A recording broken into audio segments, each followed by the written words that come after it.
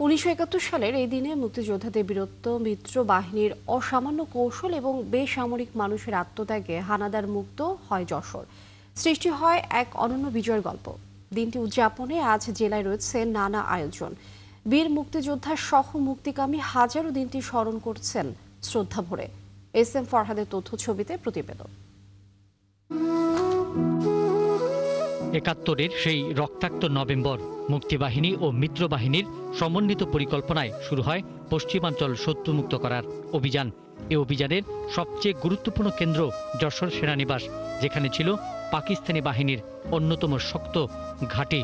২০ November ভোরে সে ঘাঁটি দখলে নিতে সম্মিলিত বাহিনী শুরু করে সুপরিকল্পিত আক্রমণ। তুমুল গোলাগুলি আর বীরত্বের লড়াইয়ে ধীরে ধীরে দুর্বল হতে থাকে শত্রু সেনারা। একই সময় পাক বাহিনীর অন্যতম শক্ত ঘাঁটি চৌগাছা চারদিক থেকে ঘিরে ফেলে মুক্তিবাহিনী ও মিত্রবাহিনী।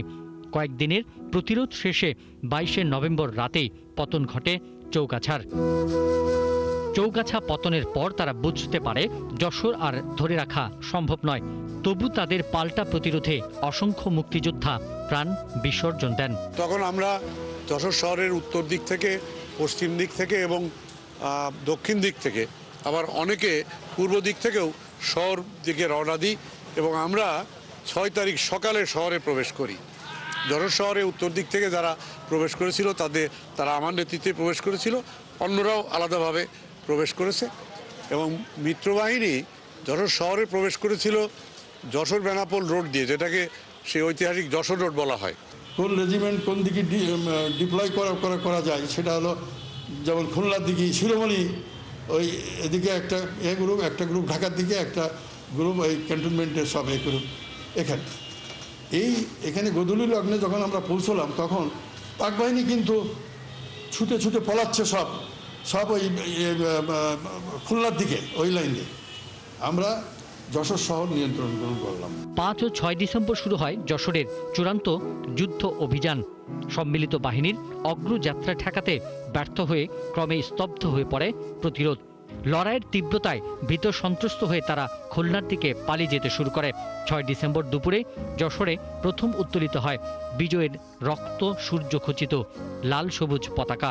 মুক্তিবাহিনী যারা ছিল তারা কিন্তু শহরে যখন আসে তখন কিন্তু একটা দায়িত্ব ছিল যে আমাদের মুক্তিযোদ্ধা যারা নেতৃবৃন্দ ছিল যশোরের আইন শৃঙ্খলা রক্ষা করাতে, বিশেষ করে ব্যাংক, থানা, বড় বড় দোকান, এগুলো কিন্তু মুক্তিযোদ্ধারা পাহারা দিচ্ছে। স্বাধীনতার প্রথম স্বাদ আমরা যশোরবাসী যখন গ্রহণ করি, এই আনন্দ অনুভূতি মূলত ভাষায় প্রকাশ করার মতো কিছু নেই।